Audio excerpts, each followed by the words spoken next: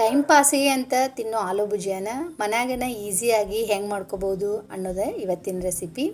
Hello friends, piece ಕಿಚನ್ಗೆ ತಮಗೆಲ್ಲರಿಗೂ ಸ್ವಾಗತ. ಹುಳಿ ಹುಳಿ ಖಾರ ಖಾರ ಆಗಿರೋ ಆಲೂ ಭುಜಿಯಾ ಮಕ್ಕಳಿಂದ ಹಿಡಿದು ದೊಡ್ಡೋರವರೆಗೂ ಎಲ್ಲರಿಗೂ ಇಷ್ಟ ಆಗುವಂಥದ್ದು. ಅದನ್ನೇ ನಾವು ಸಿಂಪಲ್ಲಾಗಿ ಈಸಿಯಾಗಿ ಮನ್ಯಾಗನ ಮಾಡ್ಕೋಬೋದು. ಸೊ ಬರ್ರಿ ಹೆಂಗೆ ಮಾಡೋದು ಅಂತ ನೋಡೋಣ.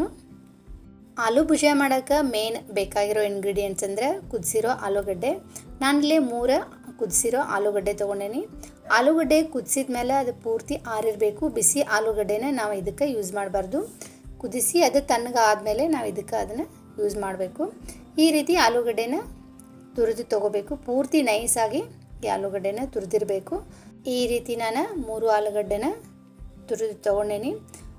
ಒಂದು ನೆನಪಿಡಬೇಕಂದ್ರೆ ಇದಕ್ಕೆ ನಾವು ಬಿಸಿ ಆಲೂಗಡ್ಡೆ ಒಟ್ಟೆ ಯೂಸ್ ಮಾಡಬಾರ್ದು. ಕುದಿಸಿ ಆರಿರಬೇಕು ಆಲೂಗಡ್ಡೆ, ಅದನ್ನು ಇದಕ್ಕೆ ಯೂಸ್ ಮಾಡಬೇಕು. ಈ ಆಲೂಗಡ್ಡೆನ ತುರಿದು ತೊಗೊಂಡ್ಮೇಲೆ ಈ ರೀತಿ ಕೈಯಿಂದ ಸ್ಮ್ಯಾಶ್ ಮಾಡಬೇಕು. ಇದರೊಳಗೆ ಏನು ಸ್ವಲ್ಪ ಗಂಟು ಇರಬಾರ್ದು.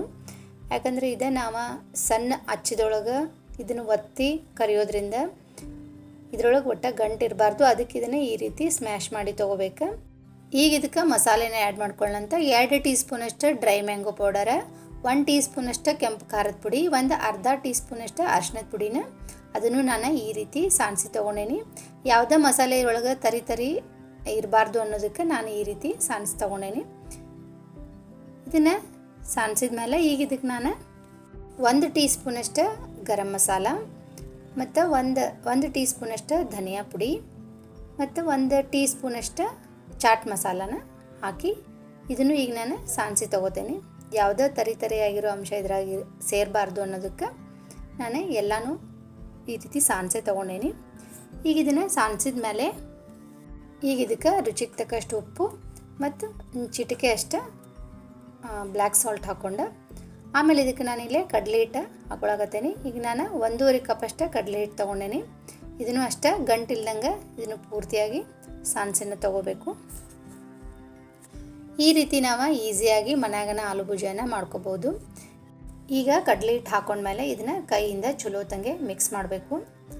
ಅಕಸ್ಮಾತ್ ನಾವಿಲ್ಲೇ 3 ಆಲೂಗಡ್ಡೆಗೆ 1.5 ಕಪ್ಪಷ್ಟು ಕಡಲೆ ಹಿಟ್ಟು ಹಾಕ್ಕೊಂಡೇನಿ.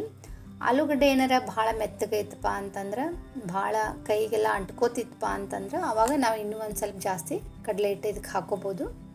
ಈ ರೀತಿ ಇದನ್ನ ಕೈಯಿಂದನೇ ಚಲೋತಂಗೆ ಮಿಕ್ಸ್ ಮಾಡಬೇಕು.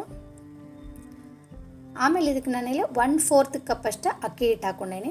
ಅಕ್ಕಿ ಹಿಟ್ಟು ಹಾಕಿ ಮಾಡಿದರೆ ಭಾಳ ದಿನ ಮಟನೂ ಇದು ಕ್ರಿಸ್ಪಿಯಾಗಿರ್ತೈತೆ ಅನ್ನೋದಕ್ಕೆ ನಾನಿಲ್ಲಿ 1/4 ಕಪ್ಪಷ್ಟು ಅಕ್ಕಿ ಹಿಟ್ಟು ಹಾಕ್ಕೊಂಡೇನಿ. ಅಕ್ಕಿ ಹಿಟ್ಟು ಹಾಕಿ ಇದನ್ನ ಚಲೋತಂಗೆ ನಾದಬೇಕು. ಈ ರೀತಿ ಇದಕ್ಕೇನು ನೀರಿನ ಅವಶ್ಯಕತೆ ಇರೋಂಗಿಲ್ಲ, ಯಾಕಂದರೆ ಆಲೂಗಡ್ಡೆ ಒಳಗೆ ಜಾಸ್ತಿ ನೀರಿನ ಅಂಶ ಇರೋದ್ರಿಂದ ಈ ರೀತಿ ಈಸಿಯಾಗಿ ನಾವು ಇದನ್ನು ಮಿಕ್ಸ್ ಮಾಡ್ಕೋಬೋದು. ಈ ರೀತಿ ನಾದಿದ ಮೇಲೆ ಇದಕ್ಕೆ ಮೇಲೆ ಇನ್ನೊಂದು ಸ್ವಲ್ಪ ಎಣ್ಣೆನ ಹಾಕಿ ಇದನ್ನು ಚಲೋತಂಗೆ ಮಿಕ್ಸ್ ಮಾಡ್ಕೋಬೇಕು. ಎಣ್ಣೆ ಹಚ್ಚೋದ್ರಿಂದ ಇದಕ್ಕೆ ಕೈಗೆಲ್ಲ ಅಂಟ್ಕೊಳ್ಳೋಂಗಿಲ್ಲ. ಈ ರೀತಿ ಇದನ್ನು ಚಲೋತಂಗೆ ಮಿಕ್ಸ್ ಮಾಡಿ ಇಟ್ಕೋಬೇಕು. ಅಕಸ್ಮಾತ್ ಭಾಳ ನಮಗೆ ಕೈಗೆ ಅಂಟತೈತಿಪ್ಪ ಅಂತಂದರೆ ನಾವು ಇನ್ನೊಂದು ಸ್ವಲ್ಪ ಇದಕ್ಕೆ ಕಡಲೆ ಹಿಟ್ಟು ಹಾಕ್ಕೋಬೋದು. ಎಣ್ಣೆ ಹಚ್ಚಿ ಈ ಥರ ಮಿಕ್ಸ್ ಮಾಡ್ಕೊಂಡ್ರೆ ಇದು ಕೈಗೆ ಅಂಟಂಗಿಲ್ಲ. ಈಗಿದ ರೆಡಿ ಆಯ್ತು. ಈಗ ಇದನ್ನು ನಾವು ಚಕ್ಲಿ ಒತ್ತಾಡ್ದಾಗ ಸಣ್ಣ ಹೋಲಿಂದ ಹಚ್ಚಿರ್ತೈತಲ್ಲ ಅದನ್ನು ಹಾಕಿ ನಾವು ಆಲೂ ಭುಜಿಯಾನ ಕರಿಯೋಣಂತ. ಈ ರೀತಿ ಸಣ್ಣ ಹೋಲಿಂದ ಹಚ್ಚಿ ತೊಗೊಂಡು ಅದಕ್ಕೆ ಸ್ವಲ್ಪ ಎಣ್ಣೆ ಹಚ್ಚಿ ಆಮೇಲೆ ಚಕ್ಲಿ ಒತ್ತಾಳಕ್ಕೂ ಒಂದು ಸ್ವಲ್ಪ ಈ ರೀತಿ ಎಣ್ಣೆ ಹಚ್ಕೊಂಡೆ. ಈಗದ ಎಷ್ಟು ಹಿಟ್ಟು ಹಿಡಿತೈತಲ್ಲ ಅಷ್ಟು ಅದಕ್ಕೆ ಹಾಕಿ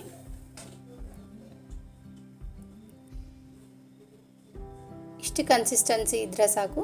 ಭಾಳ ಏನು ಮೆತ್ತಗೆ ಇಲ್ಲ ಇದು, ಮತ್ತು ಭಾಳ ಗಟ್ಟಿನೂ ಮಾಡ್ಕೋಬಾರ್ದು. ಹಿಟ್ಟು ಕಡಲೆ ಹಿಟ್ಟು ಜಾಸ್ತಿ ಆತಂದ್ರೆ ಆಲೂ ಭುಜಿಯಾದೊಳಗೆ ಮತ್ತು ಕಡಲೆ ಹಿಟ್ಟಿನ ಫ್ಲೇವರ್ ಜಾಸ್ತಿ ಆಗಿಬಿಡ್ತೈತಿ. ಅದಕ್ಕೆ ನಾವು ಕರೆಕ್ಟ್ ನೋಡಿಕೊಂಡು ಹಾಕೋಬೇಕು. ಆಮೇಲೆ ಎಣ್ಣೆ ಒಂದ್ಸರಿ ಕಾಯ್ದ್ಮೇಲೆ ಅದನ್ನು ಮೀಡಿಯಮ್ ಫ್ಲೇಮ್ನಾಗನೇ ಇಟ್ಕೊಂಡು ಈ ರೀತಿ ಹಾಕ್ಕೊಂಡು ಕರಿಬೋದು. ಆಮೇಲೆ ಒಂದು ಸ್ವಲ್ಪ ಮೇಲೆ ಅದು ಗುಳ್ಳೆ ಎಲ್ಲ ಕಡಿಮೆ ಆತಪ್ಪ ಅಂತಂದರೆ ಇದನ್ನು ನಿಧಾನಕ್ಕೆ ಈ ರೀತಿ ಹೊಳ್ಳಿಸಿ ಹಾಕ್ಬೇಕು. ಮೀಡಿಯಮ್ ಫ್ಲೇಮ್ನಾಗನೇ ಎರಡೂ ಕಡೆ ಸ್ವಲ್ಪ ಕ್ರಿಸ್ಪಿ ಆಗೋ ಮಟ್ಟ, ಒಂದು ಸ್ವಲ್ಪ ಕಲರ್ ಚೇಂಜ್ ಆಗೋ ಮಟ್ಟ ಈ ರೀತಿ ಕರೆದ್ರೆ ಮನ್ಯಾಗನ ಸಿಂಪಲ್ಲಾಗಿ ಈಸಿಯಾಗಿ ನಾವು ಆಲೂ ಭುಜಿಯಾನ ಮಾಡ್ಕೋಬೋದು.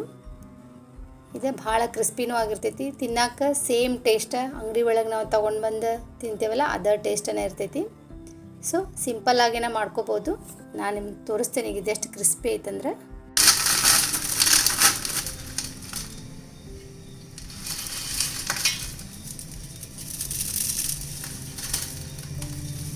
ಇದಕ್ಕೆ ನಾವು ಅಕ್ಕಿ ಹಿಟ್ಟು ಹಾಕಿರೋದ್ರಿಂದ ಇದು ಭಾಳ ದಿನದವರೆಗೂ ಕ್ರಿಸ್ಪಿಯಾಗಿ ಇರ್ತೈತಿ. ಈ ಥರ ಸಿಂಪಲ್ಲಾಗಿ ಆಲೂ ಭುಜಿಯನ್ನು ನಾವು ಮನ್ಯಾಗನ ಮಾಡ್ಕೋಬೋದು. ಈ ರೆಸಿಪಿ ನಿಮಗೆಲ್ಲರಿಗೂ ಇಷ್ಟ ಆಗೈತಿ ಅಂತ ಅಂದ್ಕೊಂಡೇನಿ. ಈ ರೆಸಿಪಿನ ನೀವು ಒಮ್ಮೆ ಟ್ರೈ ಮಾಡಿರಿ. ಈ ವಿಡಿಯೋ ಇಷ್ಟ ಆಗಿದ್ರೆ ಲೈಕ್ ಮಾಡಿರಿ, ಶೇರ್ ಮಾಡಿರಿ. ಇನ್ನಷ್ಟು ಹೆಚ್ಚಿನ ರೆಸಿಪಿಗಳಿಗಾಗಿ ಚಾನಲ್ನ ಸಬ್ಸ್ಕ್ರೈಬ್ ಮಾಡೋದನ್ನು ಮರಿಬೇಡ್ರಿ. Thank you.